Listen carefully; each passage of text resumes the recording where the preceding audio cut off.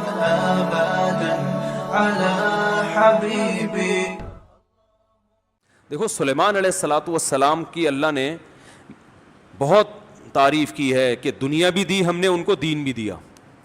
دین تو سارے پیغمبروں کو ملا، مگر سلیمان علیہ السلام کو جیسی دنیا ملی ایسی نہ ان سے پہلے کسی کو ملی نہ ان کے بعد کسی کو ملے گی.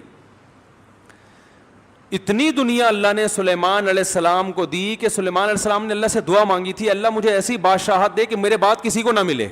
تو بس یہ تو انتہا ہو گئی نا بھائی، قیامت تک کسی کو نہ ملے، ایسے پاکستان کے کسی صدر کو بھی نہ ملے، ایسی حکومت چاہیے. حکومت مراد یعنی اتنے وسائل چاہیے.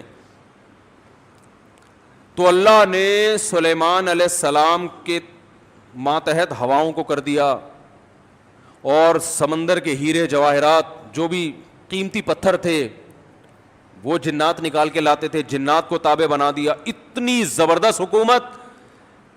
لیکن موت کا منظر بڑا عجیب. میں پہلے سوچتا تھا یا اللہ تو نے سلیمان علیہ السلام کو اس طرح سے کیوں موت دی ہے؟ لاٹھی ہاتھ میں، اپنی شاہی کرسی پہ بیٹھے ہوئے، اور جنات کے ذریعے تعمیرات کروا رہے ہیں عمارتوں کی.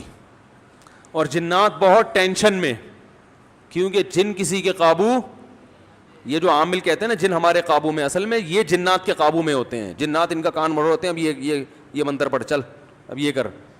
جن ان کے قابو میں نہیں ہوتے. وہ تو سلیمان علیہ السلام کا معجزہ تھا کہ جنات کو قابو میں لے لیا انہوں نے.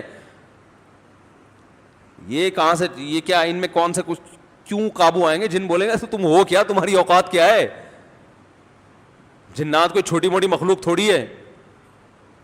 عمریں لمبی ہوتی ہیں جنات کی. ایک آدمی گیا فلیٹ میں، کسی نے بتایا یہ خالی فلیٹ ہے، اس میں جنات بھوت ہیں، نہیں جا. اس نے کہا کوئی جن ون نہیں ہوتا. وہ خالی پڑا ہوا تھا بہت عرصے سے. وہ کہتے ہیں نا خالی عمارتوں میں جن بھوت آ جاتے ہیں. تو بہت عرصے سے خالی پڑا ہوا تھا، ان کو فنٹر بننے کا شوق تھا.